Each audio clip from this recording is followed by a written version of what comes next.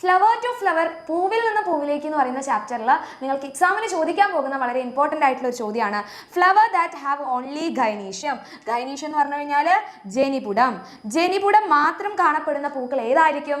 അത് പെൺപൂക്കളാണ്, ഫീമെയിൽ ഫ്ലവേഴ്സിലാണ് വരുന്നത്.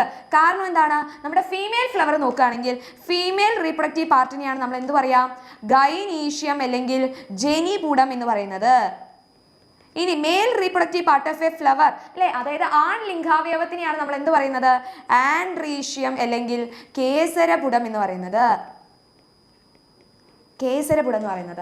So female ഫ്ലവറിൽ gynoecium മാത്രമായിരിക്കും ഉണ്ടായിരിക്കുക.